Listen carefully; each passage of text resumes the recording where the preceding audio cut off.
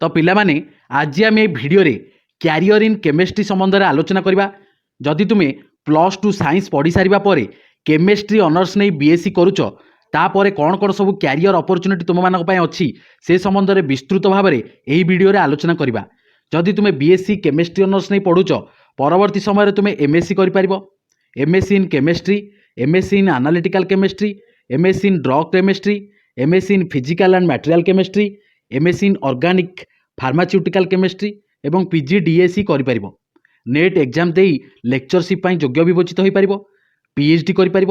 Gate exam दे पार। BSc chemistry पढ़ी सारापर तुम्हें चाहिए एमसीए कर जदि बीएससी केमिस्ट्री पर बीईडी कर तुम्हें टीचिंग लाइन को जापर। कौ सेक्टर सब जॉब अपॉर्चुनिटी अच्छी से संबंध में तुमको कहीदे। तुम्हें मैंने विभिन्न फार्मास्यूटिकल कंपनी काम कर से फार्मास्यूटिकल कंपनी और विभिन्न रिसर्च लैब रे क्वालिटी कंट्रोलर विभाग में तुम्हें काम कर क्वालिटी कंट्रोलर हिसाब से माइनिंग एंड मेटालर्जी कंपनी काम कर प्लास्टिक मैन्युफैक्चरिंग कंपनीज काम कर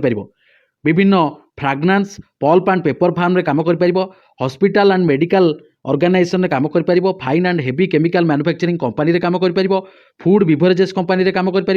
environment and pollution control firm रे काम कर वेस्ट वाटर प्लांट रे काम कर क्यों पब्लिक सेक्टर ऑर्गेनाइजेशन काम कर कि भारत पेट्रोलियम, इसरो एवं विभिन्न हॉस्पिटल काम कर इंडियन ऑयल काम कर क्यों गवर्नमेंट जॉब पर अप्लाई कर तुम्हें मैंने यूपीएससी, एसएससी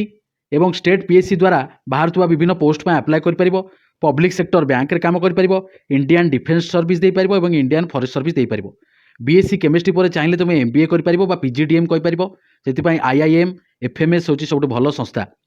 प्राइवेट फार्म रे मध्य काम कर पारिबो जेबोली कि Dabur, Hindustan lever, Ranbaxy, doctor Reddy's lab, Patanjali एवं आयोडेक्स भली कंपनी रे मध्य तुम माने काम कर पारिबो।